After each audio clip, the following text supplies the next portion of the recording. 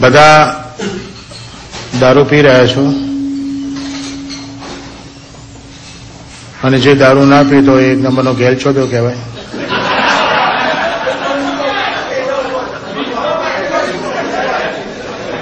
મેં તો ઇંગ્લિશમાં એક જગ્યાએ વાક્ય વાંચેલું ઇંગ્લિશમાં કે never trust a person who don't drink.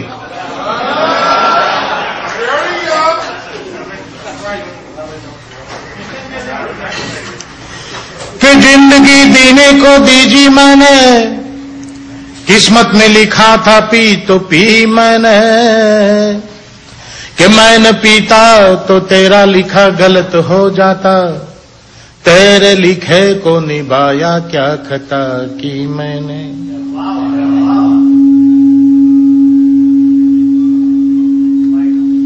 આમાં આ સ્પીકર છે ને, આ સ્પીકર પેલું આગળ લાવી દે, માઇકની પાછળ છે ને, જે લોકોના મોબાઈલ ફોન અહીંયા હોય બધા ઓલવી નાખજો. મોબાઈલ ફોન આવ્યા પછી સૌથી વધારે પથ્થર ચોદાઈ છે પુરુષોની. શરૂઆતમાં આ વસ્તુ આવી ને ત્યારે બહુ સારી હતી, બહુ ફાયદો કરતો હતો, પણ હવે ત્રાસજનક વસ્તુ થઈ ગઈ છે. આમાં આપણા ગુજરાતી પુરુષના મોબાઈલ ઉપર એની બૈરીનો ફોન આવે તો પહેલો એક સ્ટાન્ડર્ડ સવાલ બહુ ગંદા ટોનમાં હોય, ક્યાં છો? બધા પૂછે ક્યાં છો? ના એને તમે ચોદ્યું ના બની શકો. તમે વાલા થો કોક બકા મંદિરમાં છું તો કે ઘંટ વગાડો. હવે કોઈને લઈને રેસ્ટોરન્ટમાં હિંચકા ખાતો ચોથી ઘંટડા વગાડવાનો. તમકો ડ્રાઈવ કરું છું ડિસ્ટર્બ ના કરે તો કોન વગાડો પછી જ મૂકું. એટલે મોબાઈલ ફોન અહીંયા જેની પાસે હોય પ્રોગ્રામની મજા માણવી હોય તો મહેરબાની કરી ઓલવી નાખજો. બૈરાથી બીતા નહીં. એક ભાઈ તો બૈરાથી નથી બીતો એવું બતાવવા માટે મારી પાસે કેવી હોશિયારી ઠોકે. મેં કીધું દિનકર હું તો રાતના 12 વાગે જઈને તારી ભાભીને કહું ચાલ ઉભી થા, ગરમ પાણી મૂક. કે તારી ભાભી ગરમ પાણી મૂકે. મેં પેલા તું રાતના 12 વાગે ગરમ પાણી મૂકાવે ક્યારે? તો પેલા કહું વાસણ માંજવા બેવું તારે. હવે આમાં એની હોશિયારી કહેવાય.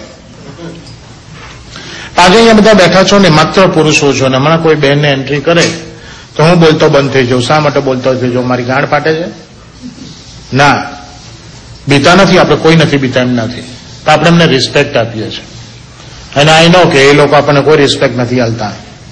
આપણા કરતા એવરેજ વધારે બેફામ બૈરાઓ બોલે સાહેબ. આપણે કોઈને ફોન કરીને પૂછે છે મિસ્ટર પરીખ ઘેર? તેની વાઈફ કે ના એ તો સુઈ ગયા છે, ઉઠે એટલે કરાવું. હવે તારે જયારે કરાવવું ત્યારે કરાય. ઉઠ્યા વગર વર્લ્ડનું કોઈ બૈરું કરાય નથી શક્યું. ઘણા તો પાછા આગળ ચલાય કે ઉઠે એટલે કરાવું પછી તમે કરશો. મુકના તું એની પાસે જ કરાવજો, હું કઈ નહીં કરું. આ તો સાહેબ ટેલિફોનિક ટોક છે. તમારે જાહેરમાં બૈરાને ખરાબ બોલતા સાંભળવાનું તો ઉત્તરાયણ કરવા અમદાવાદ આવજો. 14મી જાન્યુઆરી અમદાવાદ આવજો સાહેબ. એક ધાબેથી બીજા ધાબે એક બૈરું બીજા બૈરાને બૂમ પાડીને 50 જણા સાંભળી રીતે પૂછે કે શું ચંપાબેન સવારથી એક ચડાયો કે નહીં? પતંગ ના બોલે. પેલી સામે પાછી ગયેલી કાંથી ચડાવું? 2 કલાકથી તાર ભાઈ પકડાય કરે. પેલી પતંગ ના બોલે ને આ ફિરકો ના બોલે. હાન પડે પાછા વાતો કરે કે બપોર તો તારા ભાઈ નું માણમાણ ઓછું થયું અને પાછળ વાળો ખેંચી ગયો. રામ બરાબર આખા દાડામાં પતંગ દોરા ફિરકો બોલતા હોય. હવે આમાં આપણે એમને રિસ્પેક્ટ આપીએ. બૈરાનો પ્રોબ્લેમ શું છે કે લોકો ઉતાવળમાં અધૂરું બોલે છે. એ અધૂરું બોલે છે એમાં મિસઅન્ડરસ્ટેન્ડિંગ બહુ થાય છે. એક બેન દરજીની દુકાન જઈને કે મેરે દરજી આ વખતે તમારો ચણિયો બગાડ્યો. કે આ વખતે તમારો ચણિયો બગાડ્યો. દરજીઓ હોશિયાર એ કે બેન તમે કાયમ આવીને ઉતાવળમાં ઉભા કરાવો પછી એવું જ થાય.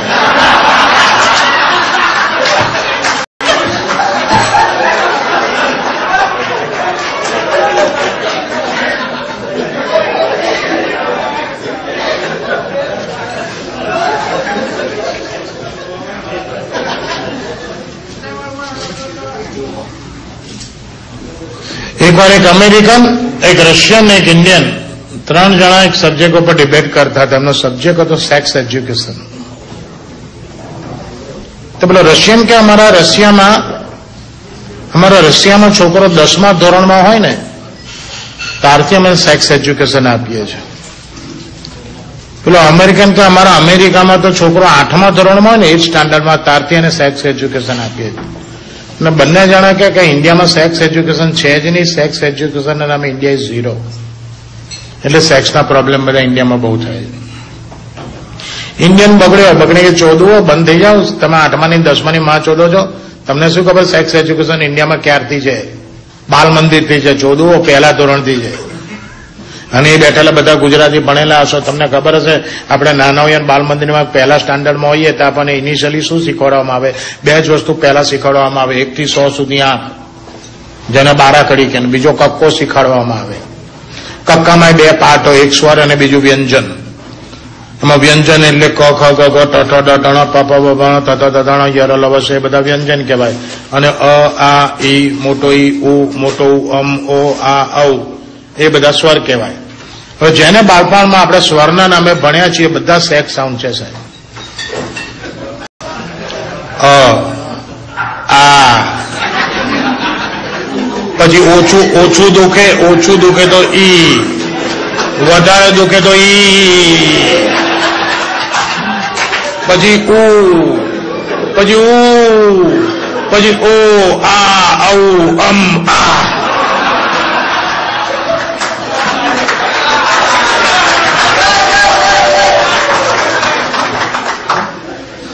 બંધ થઈ જાવ. ચોદો તમે 8મા 10માની માં ચોદો છો.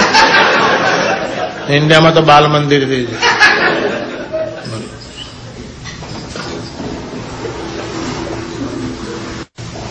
આ અવધેશ છે ને અહીં બેઠો છે. હા તો ચોક્કસ બધાને ખબર પડે તારા કારસ્તાન. આ બરોડાનો છે. આ અવધેશ બરોડા.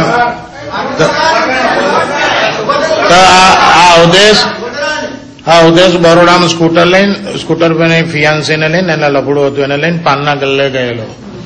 તો પેલે છોકરીને પાનના ગલ્લે ના લઈ ગયો, કે તું સ્કૂટર ઉપર બેસ, મસાલો ખાઈને આવું. તો આ તો ગલ્લે ગયો. તમને ખબર છે ઇન્ડિયામાં પાનના ગલ્લા ઉપર બધા લુખા તત્વો ઉભા હોય, બધા ગમે તેવા મસ્કરી કરે. તે એક જણ કે પેલી છોકરીને આમ જોઈને આને કે એટલે પેલા અવધેશ જોડે કેટલો સરસ માલ છે, કે આવા સરસ માલનું સેન્ડલ બનીએ તેના પગને ચોંટી રહેવા મળે. બે કે ચોદે આવા સરસ માલનું સેન્ડલ શું કરવા બનીએ? બનવું હોય તો જાંગીઓ જ ના બને, તેની ભોંસને ચોંટી રહેવા મળે. આ સાંભળી ગયો. આ પેલા બે ની પાસે જઈને કે ભેણ ચોદો એના કરતા તમારો આ બનો ને તો ઘૂસવાય મળે કે.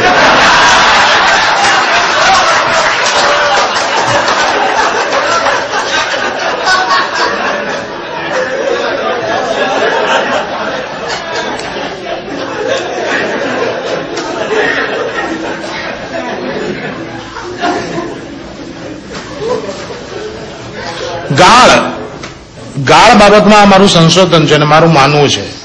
એ ગાળ છે ને, ગાળ એ પુરુષનું મેન્સિસ છે. બૈરું ટાઈમમાં થાય ને, મેન્સિસમાં આવે ને એટલે નીચેથી 3-4 દાડા બગાડ બહાર કાઢે. પણ વોટ અબાઉટ પુરુષનું મેન્સિસ શું? તો કે ગાળ એ રોજ ટાઈમમાં થાય ને અહીંથી બગાડ બહાર કાઢે. ગાળ શું છે? શરીરનો બગાડ જ છે. એટલે ગાળ ના બોલતા અને એને પરફેક્ટ પુરુષ કહેવાય જ નહીં. એટલે આપણે આખા ઇન્ડિયામાં જુઓ તો પરફેક્ટ પુરુષો જો કોઈ હોય તો સુરતીઓ જ છે. સુરતીઓ એવું માને છે ગાળ એ અમારું ઘરેણું છે. It's ornament. બૈરું તો લોકેટ પહેરે, ચેન પહેરે, દોરો પહેરે, કે અમારું પુરુષોનું ઘરેણું શું? ગાળ. અને સુરતીઓ એટલી બધી ગાળ બોલે છે એટલે તો સુરતને રેડિયો સ્ટેશન નથી આલ્યું સાહેબ.